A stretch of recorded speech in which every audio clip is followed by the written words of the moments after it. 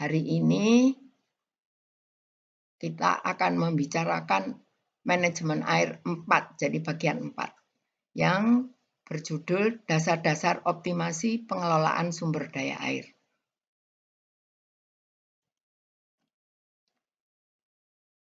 Penyelesaian model matematik dengan kriteria optimasi yang diformulasikan sebagai objective function atau fungsi tujuan model. Di sistem sumber daya air berikut, model objective function yang sering digunakan adalah maximize technological parameter seperti maximize volume air yang memenuhi kualitas untuk melayani sistem sumber daya air, maximize benefit sebuah produk, minimize operasional cost dari sistem sumber daya air, kemudian maximize rata pemasukan proyek sistem SDA, minimize periode pengembalian biaya, minimize selisih fungsi dari nilai kritis sehingga perlu pemberian bobot pada fungsi ini. Lanjut. Untuk contoh matematik model sistem sumber daya air di Sungai Olsava di selatan Moravia di Rusia, ya ini CSSR ringkatan negara Rusia, dioptimasikan dengan kriteria dynamic sebagai berikut.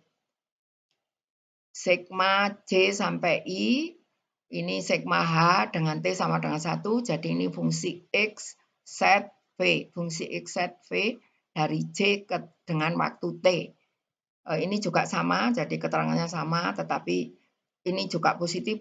Kalau melihat ini, kita akan tahu bahwa ini adalah pemasukan benefit, kemudian yang minus-minus ini adalah cost. Ini maximize ya, jadi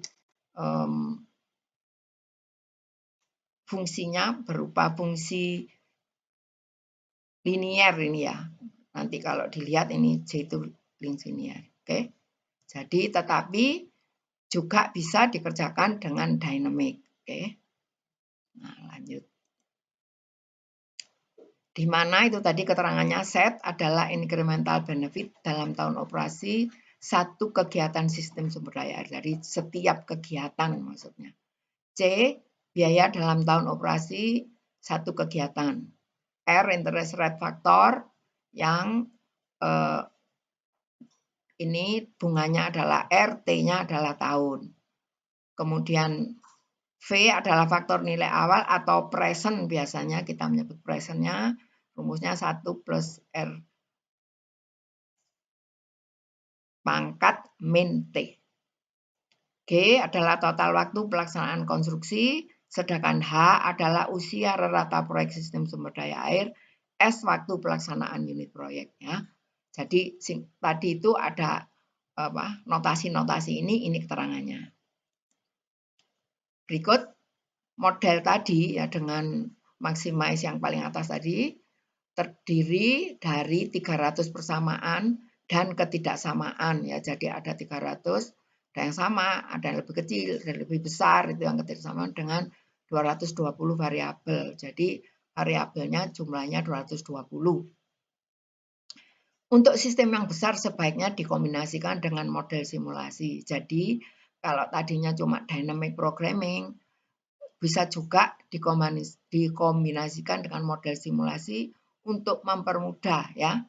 Jadi kalau dynamic tok barangkali kita tahu bahwa dynamic itu state-nya banyak sekali sehingga programnya sangat besar. Nah, untuk mempermudah dikombinasikan dengan model simulasi. Awal investigasi adalah membentuk model simulasi dalam time series hidrologi untuk menentukan satu atau beberapa periode kritis. Jadi yang diambil data-datanya itu pada saat periode kritis.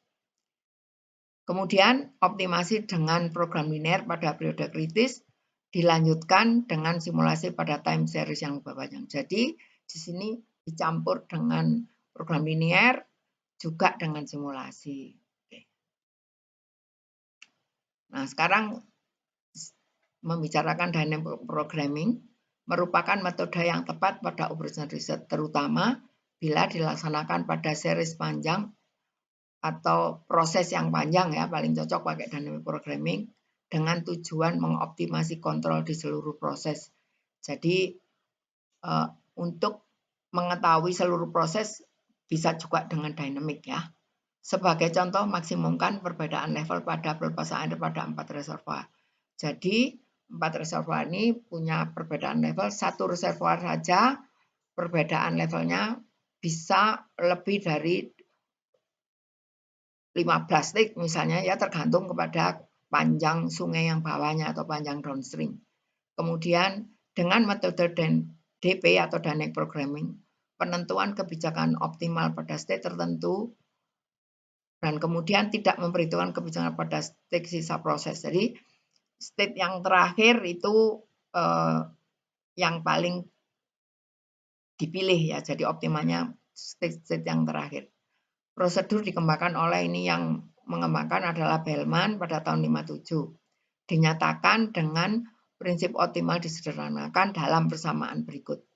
Nah, pakai persamaan ini ya dinamiknya, di mana RI optimal itu adalah maximize KJN dan sama dengan maximize KI plus KJ plus J pangkat N optimal. Oke.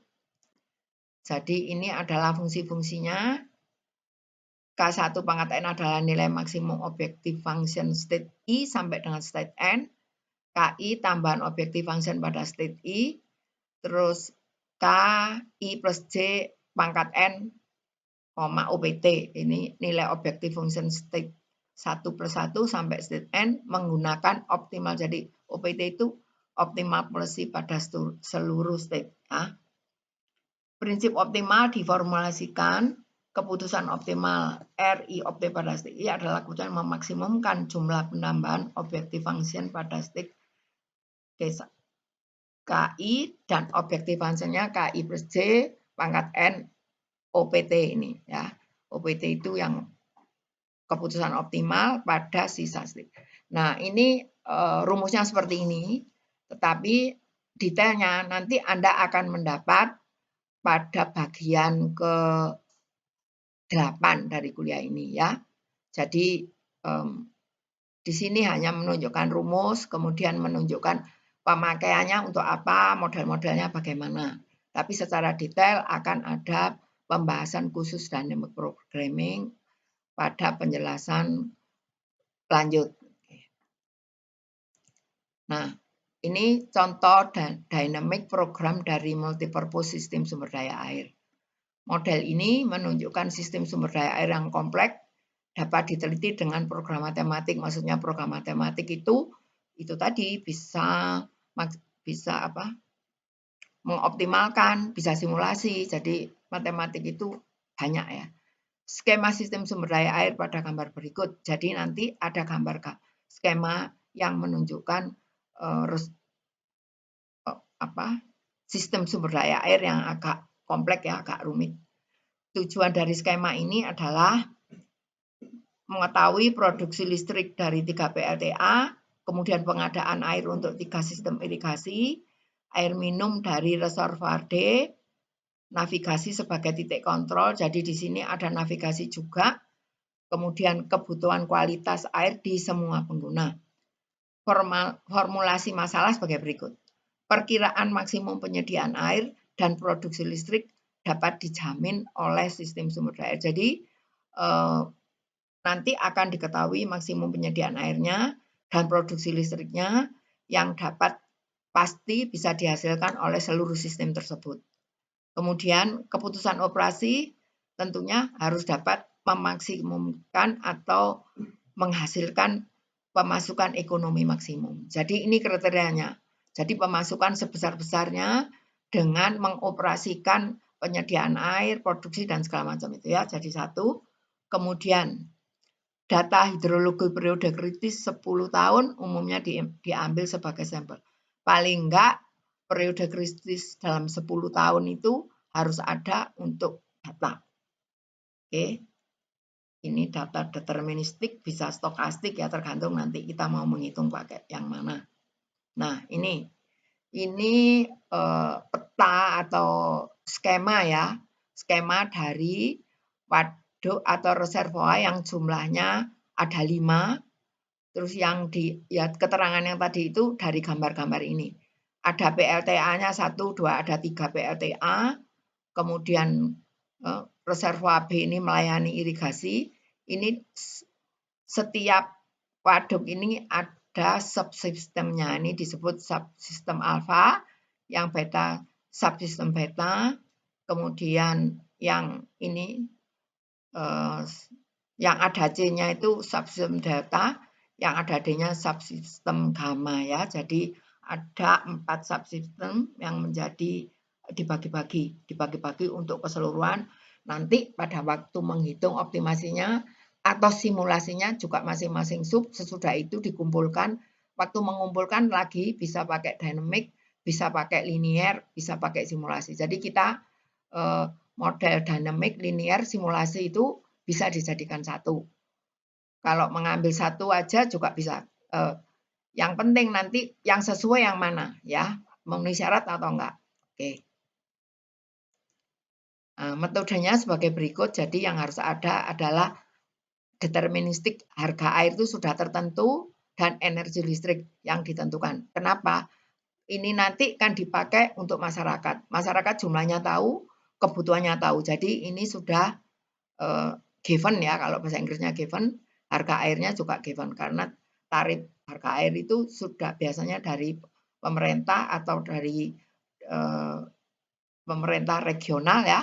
Ini sudah tertentu. Kemudian seluruh sistem dibagi menjadi subsistem pada kasus ini, yaitu tadi alfa, beta, gamma, dan delta. Untuk setiap subsistem, operasi optimalnya dengan dynamic programming ini sudah dinyatakan setiap subsistem pakai dynamic. Terus kalau linear programming digunakan untuk menentukan keputusan operasi keseluruhan sistem yang memasukkan net benefit. Jadi setelah dynamic programming ada 4 hasil karena ini subsistem 4. Dari 4 hasil itu dioptimalkan lagi memakai linear programming ya. Jadi ini pakai linear dan dynamic. Dari hasil ini digunakan ini mengoptimasi secara linear pada seluruh sistem dengan memaksimumkan net benefit dari air minum dan PLTA. Jadi masuknya dari air minum dan PLTA. Ini karena kenapa? Kalau air minum jelas pakai kita bayar air per meter kubik, misalnya PLTA juga per kilowatt hour. Ini irigasi ternyata di sini tidak dianggap ada benefitnya ya, mungkin jadi dianggap cost aja, atau karena di sini penganggapannya net benefit itu cuma dari air minum dan PLTA. Terus prosedur tahapan dapat dilihat pada skema berikut. Contoh ini menunjukkan kemungkinan gabungan dari metode optimasi yang berbeda ya. Seperti tadi kita pakai dynamic sama linear jadi satu.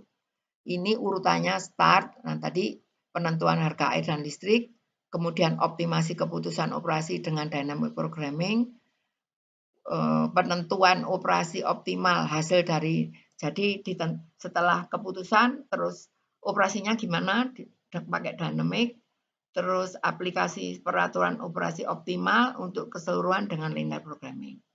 Dari tahapan ini penyelesaian apakah optimal? Kalau optimal, yes dan end, selesai. Kalau enggak kita ulangi lagi. Kalau enggak kita ulangi lagi optimasi sampai terjadi benar-benar penyelesaian optimal. Oke. Nah, lanjut. Simulation model ya. Jadi tadi sudah dynamic, kita sudah bicara mengenai linear, dynamic, sekarang simulation model. Makin canggih teknik komputer memungkinkan membangun model skala besar dan sistem yang kompleks. Penyelesaian dengan optimasi operation research tidak dapat digunakan tanpa menggunakan simulasi. Jadi kadang-kadang saking besarnya sehingga kalau cuma optimasi tok nggak ada simulasinya sulit untuk diselesaikan. Oke. Masalah pada sistem sumber daya air kebanyakan skala besar dan kompleks, sedangkan banyak aplikasi simulasi pada bidang ini. Maksudnya simulasi itu model matematik yang macam-macam, banyak sekali ya. Kalau kita mau pelajari ada yang pakai network planning, ada yang pakai sistem apa? Banyak ini ya. Jadi simulasi itu campuran ya, bisa di dalamnya itu mengandung optimasi dan menghitung biasa. Sebenarnya maksudnya simulasi itu kita hitung yang seperti biasa, kemudian karena banyak maka dikomputerize, tetapi intinya dihitung berkali-kali, sistem coba-coba diambil yang terbaik ya simulasi. Oke. Secara umum model simulasi adalah cara untuk evaluasi ya, untuk evaluasi dan menilai akibat beberapa keputusan yang tidak memperhitungkan keadaan nyata di lapangan. Kita kalau mengoptimasi itu kadang-kadang karena supaya cocok dengan situasi optimasi, kita mentiadakan menganggap tidak ada hal-hal yang berpengaruh ya. Nah ini kalau disimulasi bisa sesuai persis dengan di lapangan, makanya namanya simulasi. Nah simulasi itu kadang-kadang kita kalau di real ya, bukan di itu simulator, misalnya simulator pesawat, itu sebenarnya kan simulasi. Tapi semuanya sesuai dengan keadaan, sehingga seakan-akan kita mau naik pesawat bener itu ya, namanya simulator biasanya. Simulasi digunakan seperti teknik model yang mengoperasikan sistem sumber daya air yang dinyatakan dengan hubungan matematik dan logika dan pemilihan waktu berdasar input spesifik seperti debit inflow, kebutuhan air domestik, air dari intik sungai, kemudian capital cost of PLTA, kapasitas kanal, dan peraturan berlaku. Secara detail kita bisa memasukkan ke simulasi. Jadi, definisi simulasi secara singkat dinyatakan, simulasi model sistem sumber daya air adalah teknik matematik diterjemahkan dengan arithmetical dan logical prosedur yang disingkat dengan algoritma. Jadi, algoritma ini menyeluruh ya, karena optimasi juga algoritma. Okay? Perlakuan dinamis dari sumber-sumber dalam tahapan waktu. Jadi dalam simulasi waktu juga dimasukkan semua. Ini bisa masukkan sesuai dengan di lapangan ya. Hitung-hitungan yang paling simpel bisa masuk tanpa membuang hal-hal yang mempengaruhi ya. Oke. Contoh teknik simulasi yang kompleks ini adalah sistem sumber daya air daerah aliran Sungai Odra. Ini ada di Rusia juga.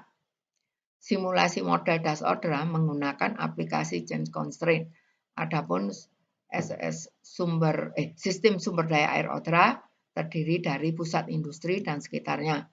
Kebutuhan air sangat tinggi dibanding potensi air yang tersedia. Di sini sumber air sangat jauh ya, jadi perlu dikembangkan sehingga studi sistem sumber daya air Odra ini memang harus dilaksanakan. Skema berikut, jadi nanti ada skema sistem sumber daya air di Das Odra. Kebutuhan air sudah didata, diproses, dan dibagi dalam grup pada titik kontrol sebagai bentuk sistem input. Beberapa reservoir juga sebagai titik kontrol bila air diambil langsung dari reservoir atau dari downstream. Kebutuhan air diklasifikasikan mengambil tanpa menghabiskan dengan WMJ yang menghabiskan pakai inisial CMJ dan debit minimum MMJ dalam bulan M dan site J.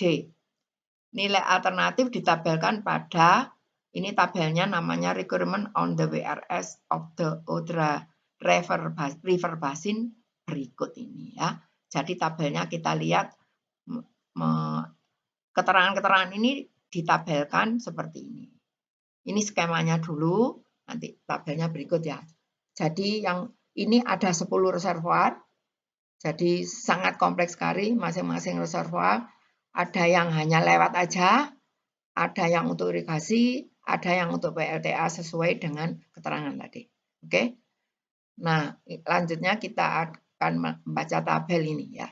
Tabel ini kelengkapan dari denah tadi ya. Ini masing-masing nggak perlu saya bacakan dengan jumlah minimalnya ini. Terus di sini WMJ tadi yang tidak without ya, jadi tanpa konsumsi. Tanpa konsumsi itu misalnya lewat PLTA itu lewat aja ya. Terus kalau air minum pasti konsumsi ya, habis ya dijual. PLTA Kalau irigasi itu juga without konsumsi, mungkin konsumsinya itu kadang-kadang hanya separuhnya, yang lainnya mungkin tidak dikonsumsi tetapi menjadi di-drainage. Apalagi kalau misalnya lahannya itu sawah atau apa ya, itu airnya ada yang tersisa. Ini yang konsum pasti di air minum domestik ya. Oke. Nah, ini adalah besaran dari dana tadi. Lanjut.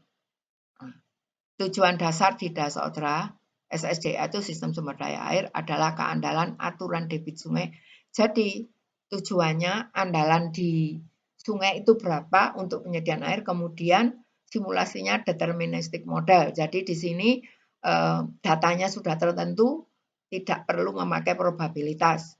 Kalau pakai probabilitas itu namanya simulasi stokastik ya, digunakan. Nah, kemudian deterministic model ini digunakan tanpa kekurangan air. Jadi harus cukup airnya ya, tidak boleh ini kurang sehingga itu enggak boleh. Makanya simulasi supaya semuanya cukup. Kemudian data yang digunakan periode tahun 31 sampai 70. Agak panjang ya, ini kira-kira ada 39 tahun data, berarti lebih dari 10 tahun. Tadi syaratnya paling enggak 10 tahun ya, tapi dengan data ini maka.